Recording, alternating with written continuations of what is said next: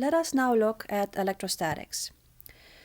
Electrostatics is a study of stationary charges and the forces that they create on other charges or the forces that they experience due to other charges.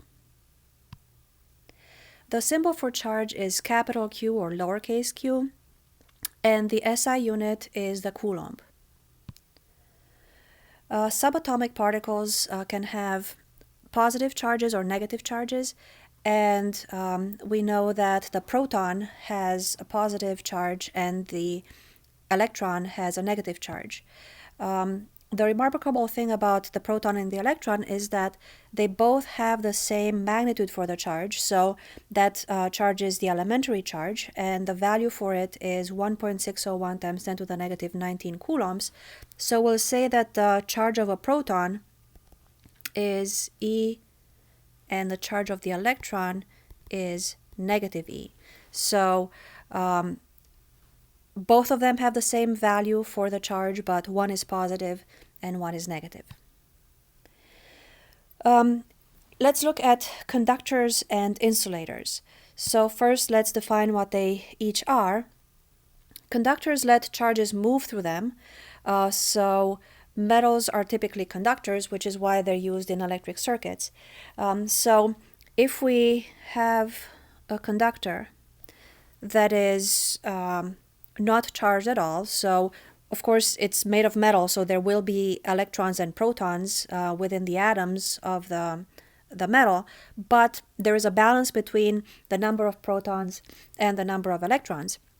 But now if we brought a whole bunch of electrons and touched the surface of the conductor, what would happen, all of those charges will march off onto the conductor and they will distribute themselves pretty uniformly around the outside of the conductor.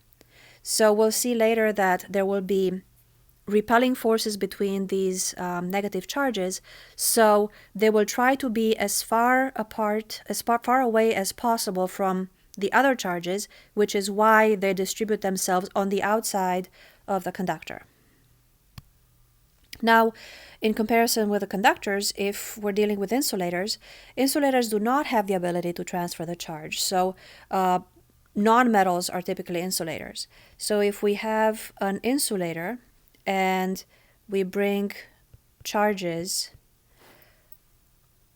close to the insulator and then we touch this rod to the insulating surface, what happens is at the location where we touched the insulator, all the charges will transfer onto the insulator, but they will stay concentrated in that one spot. They do not have the ability of distributing uniformly on the insulator.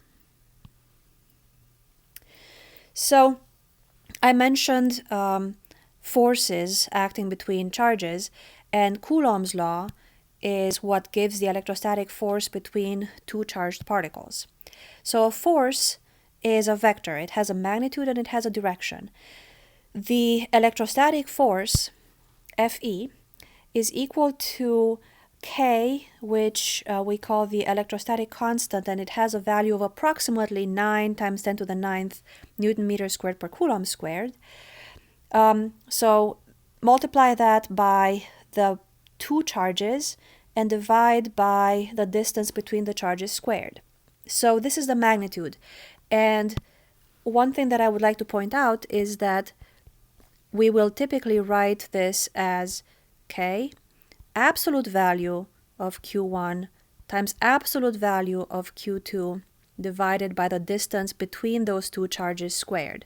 So if I have a positive charge and a negative charge, so this is Q1, this is Q2, and the distance between them is R, then the electrostatic force, K Q1, Q2 over R squared, will be a positive quantity. That's because that would just be the magnitude of the electrostatic force. So even though Q2 is negative, we will take the absolute value of it and use a positive number. Now, the direction is determined from whether the charges are positive or negative. So like charges repel and unlike charges attract. So let's say that we have two positive charges.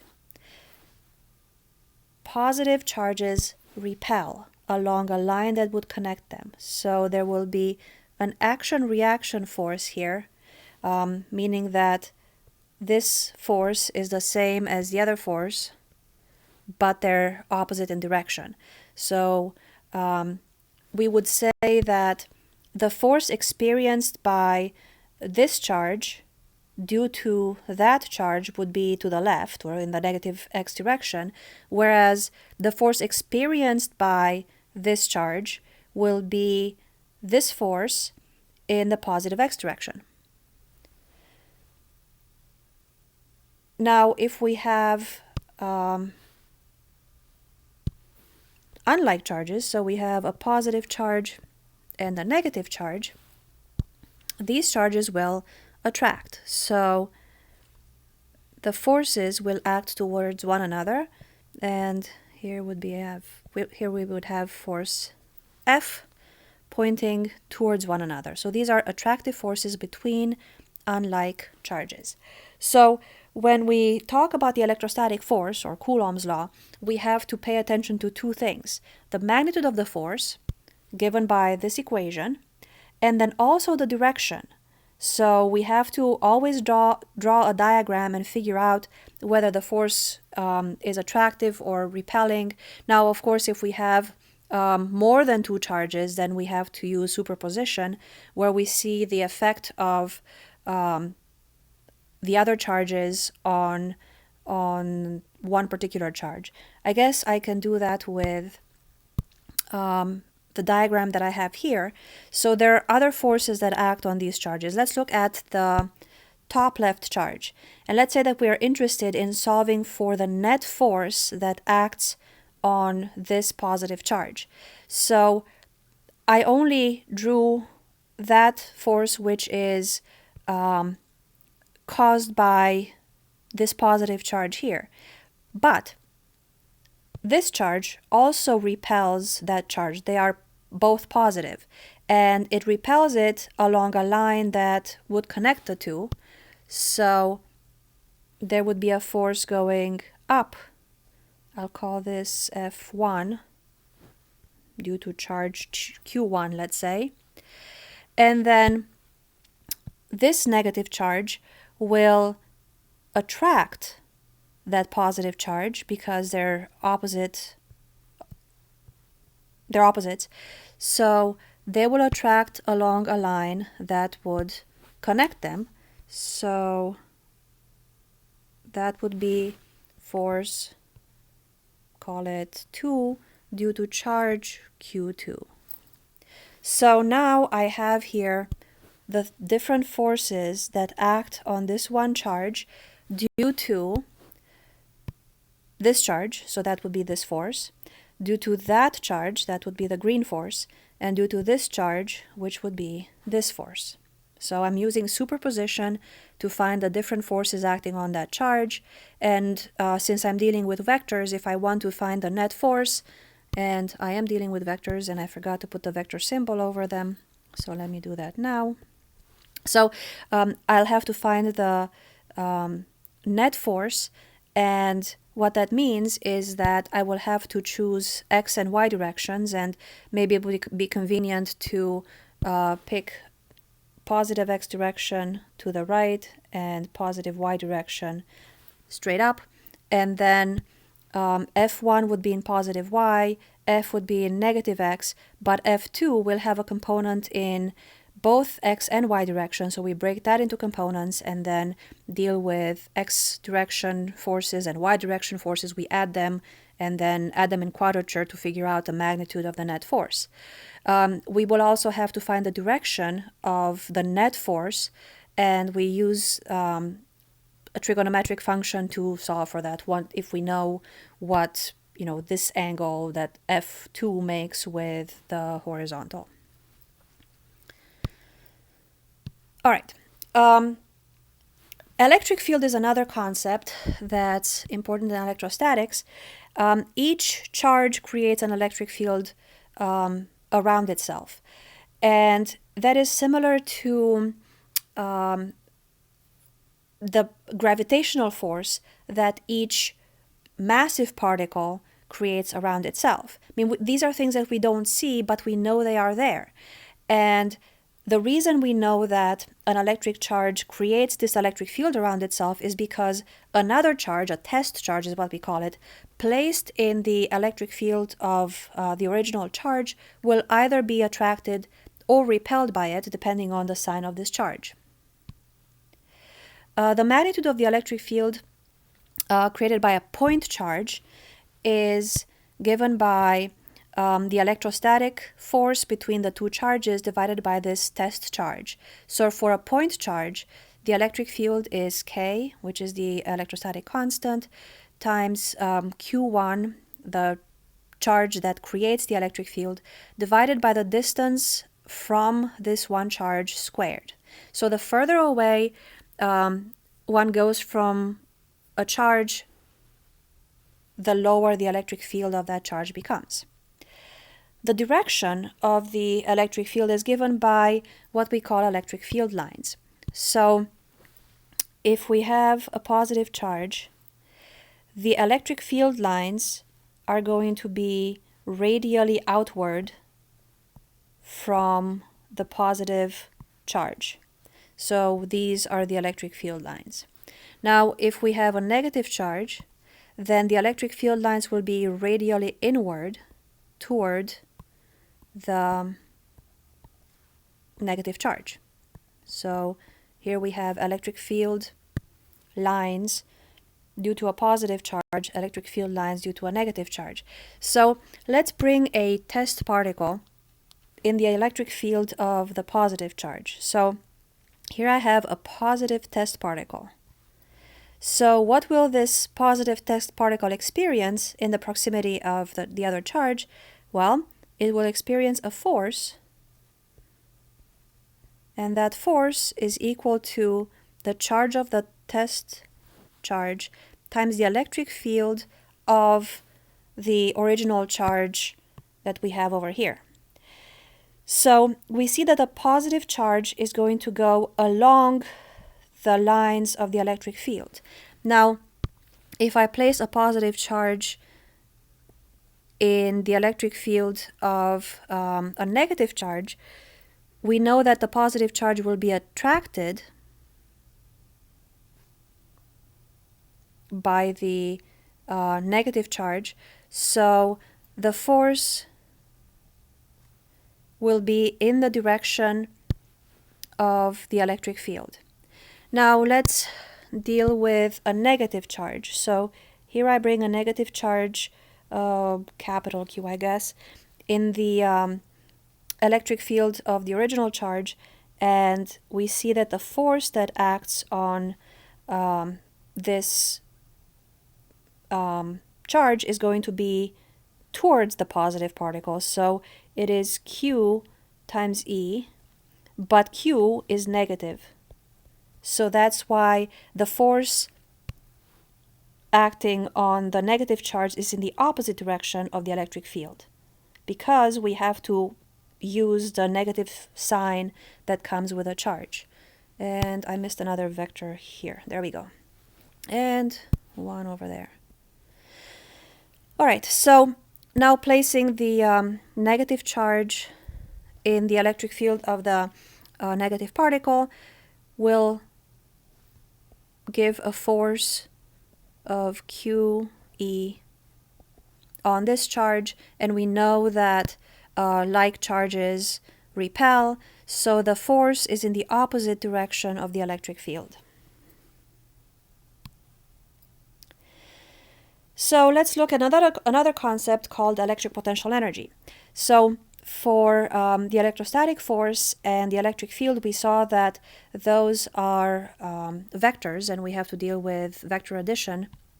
But the electric potential energy is a form of potential energy, and that means that it has units of joules, and it is a scalar quantity. So what that also means is that it can be positive or negative.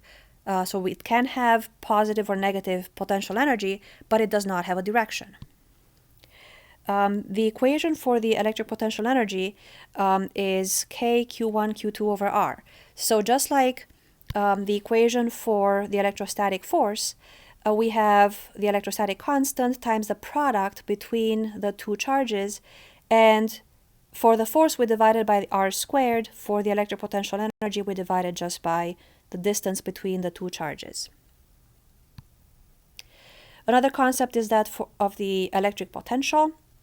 And just like the electric potential energy, the electric potential is also a scalar quantity. And it is defined as the ratio of the electric potential energy of a charge divided by the charge itself. So the symbol is V, and the equation is electric potential energy divided by that charge, so it's just kq over r. Again, this is a scalar quantity. It can be positive or negative, but does not have a direction. The unit for electric potential is the volt, and the symbol for that is capital V. And then with both electric potential energy and electric potential, it only makes sense to discuss a difference between electric potential energy and the difference between electric potentials. Just like with gravitational potential energy, we measured the gravitational potential energy with respect to ground level, say. Well, with electric potential energy and electric potential, we also have to define a point that we compare the electric potential energy or electric potential with, and that is when the charges are infinitely far apart, infinitely far away, because since the equations go as 1 over r, very far away, so we have r here, we have r there, infinitely far away, both the electric potential energy and the electric potential will be 0. So if we define the potential difference between two locations, VB and VA, that will be the work done to bring a charge Q across this potential difference. So the work from A to B is equal to the change in potential. And this potential difference is also called voltage. Now, another very useful thing with electric potentials is that equipotential lines or surfaces are lines that are along a certain area with the same electric potential. So let's look at a positive charge. And we said earlier that a positive charge has electric field lines that go radially outward. So that is the electric field. Now, perpendicular to the electric field, there will be equipotential surfaces. So everywhere along one of these circles, the potential is the same. So let's call the innermost one V1, then V2, and then V3. The closer we get to the charge itself, the higher the potential, because remember that the potential goes as 1 over the distance. So V1 is greater than V2 and is greater than V3. However, anywhere along V1, so anywhere along here, the potential is the same. Anywhere along this other circle, the potential is the same. So if we're interested in finding the work necessary to move a charge from here to, say, there, and remember that the work, AB, is delta V times the charge Q. So let's say that this is point A and this is point B. To get from A to B, I can do several different things. I can go along potential V3, and moving along an equipotential surface will mean that delta V is 0. So there will be no work done moving the particle along the equipotential surface. So let's say that I hop across to another equipotential surface, and that's my V2, and hopping across from V3 to V2 means that the delta V is no longer 0. So there will be work done crossing equipotential surfaces. So let's say that I'm going to move along the second equipotential line here. So again, the change in potential moving from here to there is 0 because I'm on an equipotential surface. So I don't do any work. So I'm cross again over there, which means that I'm hopping across equipotential surfaces. So the delta V again is not 0. So we are doing work hopping from here to there. But then in the last leg of my trip, I'm going to just follow an equipotential surface and do no work across here. So what this basically means is that the amount of work I'm doing going from A to B over here would be the same as going from up there to over there straight across. And that's because I'm dealing with equipotential surfaces, and moving along them here and there does no work. One other thing about electric fields is that now we saw that there are two different equations that we can use for the electric field. One has to do with force divided by the test charge. So the unit for the electric field is Newton per Coulomb. But the electric field is also, in magnitude, volts divided by distance. And that means that the unit for the electric field can also be volt per meter. So either of these two units can be used for the electric field. So to summarize, we have four different quantities here. Two are vectors, two are scalars. So force is K, Q1, Q2 divided by the distance between them squared. Electric field is K, Q1 divided by the distance squared. And then we also have electric potential energy, or U, EPE or U, and that is K, Q1, Q2 divided by R, and voltage is, or electric potential is K, Q1 divided by R. So you see that there are very many similarities and differences between them. So both force and electric potential energy use both of the charges. But with forces, we have to take the charges in absolute value. With electric potential energy, we use the sign of the charge as well.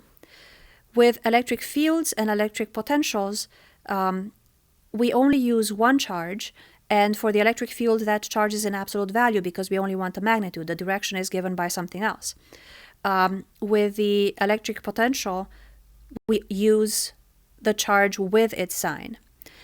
Then force and electric field both go as 1 over r squared, whereas electric potential energy and voltage go as 1 over r only. So make sure that you know the difference between them and how to use them and how to convert from one to the other.